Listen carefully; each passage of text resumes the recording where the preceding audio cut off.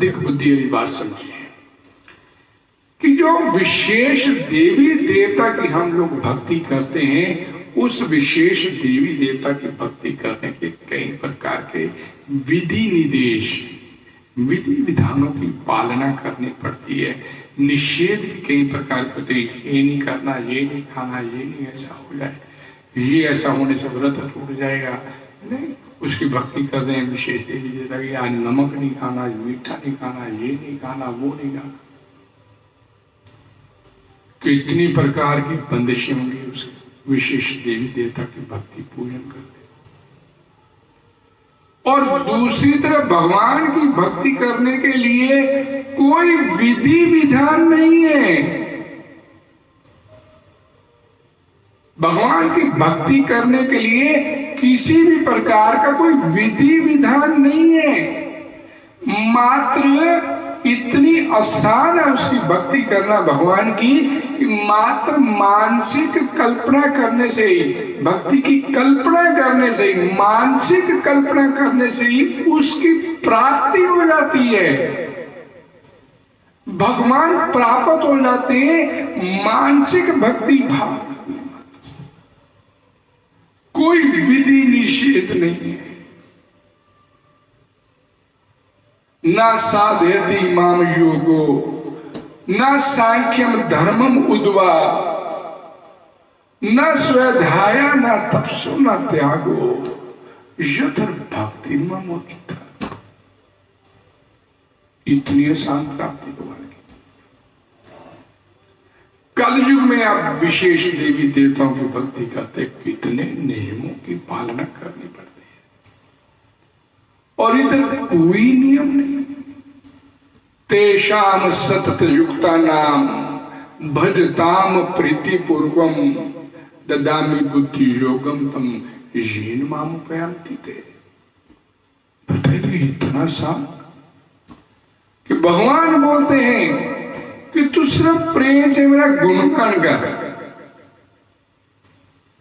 तू मात्र अपनी जीवा से मेरा गुणगान कर, भजताम, मेरा भजन प्रीति पूर्वम, प्रेम से मेरा भजन कर दे बस। और फिर मैं क्या करूंगा उसके बदले में? अरे भाई भगवान क्या करें? अरे भगवान तो आपको अपने धाम ले जाने के लिए आपका गाइड बन जाएंगे। ददामि बुद्धि योगम तम, मैं उसे विशेष बुद्धि प्रदान करता हूं। भगवान बोलते हैं मैं उसे विशेष बुद्धि प्रदान करता हूं। भगवान कहते हैं किस लिए? येन माम उपयान्ति ते, मेरे तक तो पहुंच जाए, मैं तेरे को विशेष बुद्धि प्रदान कर। अर्थात अपने तक पहुंचाने के लिए भगवान स्वयं ही आपका गाइड बनने के लिए तैयार हुए। और क्या चाहिए? इतनी आसान भक्ति, इतनी आसान भक्ति उसकी कि मात्र, और कलयुग में तो और बड़ी सुविधा उसकी भक्ति करने की। कलयुग में भगवान की भक्ति करने की और बड़ी सुविधा देखी। करो तत् हरि कीर्तनात्। कलयुग में मात्र भगवान का कीर्तन करने मात्र से, भगवान के नाम रूप गुण लीला का कीर्तन करने मात्र से जीवात्मा का कल्याण हो जाए। अब ये भी हम कर सकते थे, ठीक है भाई, फिर तो लगे रहो देवी देवताओं की भक्ति करने। फिर तो भाई बुद्धि तो फिर वाकई अपनी कम है। हम इस संसार को भोगना चाहते हैं तो तरह तरह की कामनाएं उत्पन्न होती हैं। कामनाओं को पूरा करने के लिए फिर विशेष देवी देवताओं की शरण में जाते हैं, और उनकी शरण में जाने का मतलब है कि अपना जन्म मृत्यु का परवाह बना रहे। भाई चले संसार में बने रहेंगे, बड़ी है दुख काट रहे, कोई बात नहीं। हम क्या बोलते हैं कि यार भगवान का भजन करो, जीवन में सुख आएगा। अरे दुनिया के साथ ही है, ये दुनिया दुख काट रही है यार, तो हम भी काट लेंगे। दुनिया गड्ढे में जा रही है यार, हम भी गड्ढे में चले जाएंगे।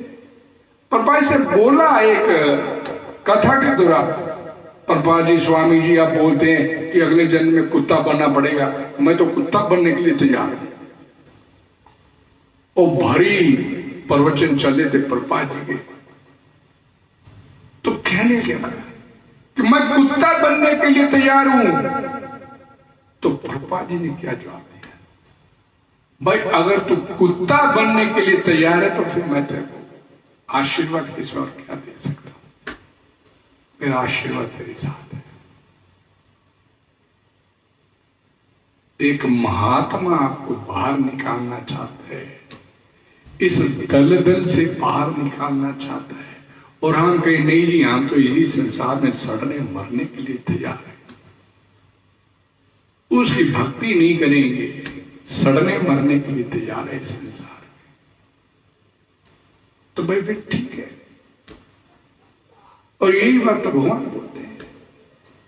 अरे भाई भगवत गीता को थोड़ा बहुत कुछ पढ़ना लिखना जानता हो तो ये भगवान स्वयं बोल रहे ना, अल्प मेघ सान किसने बोला है, ये शब्द किसने बोला है, भगवान बोलते हैं कि वो कम बुद्धि का मालिक है जो इस संसार में रचे रमे रहना चाहता है।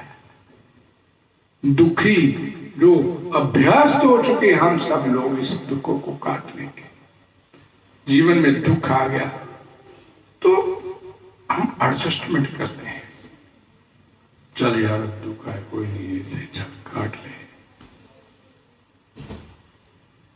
टांग टूट गई तो लकड़ी की टांग लगा ली, चल यार अब जीवन तो चल रहा है, एडजस्टमेंट कर ली। और क्या चाहिए, ये पूरे जीवन भर इस संसार में आने के बाद हम सिर्फ एडजस्टमेंट करते रहते हैं, और परिणाम फिर पुनरअपि जननम पुनरअपि मरणम, भाई यही लगा हुआ है हमारे जीवन, और इससे आगे हम सोचना भी नहीं चाहते, और समस्या वही कि भाई हमारी बनी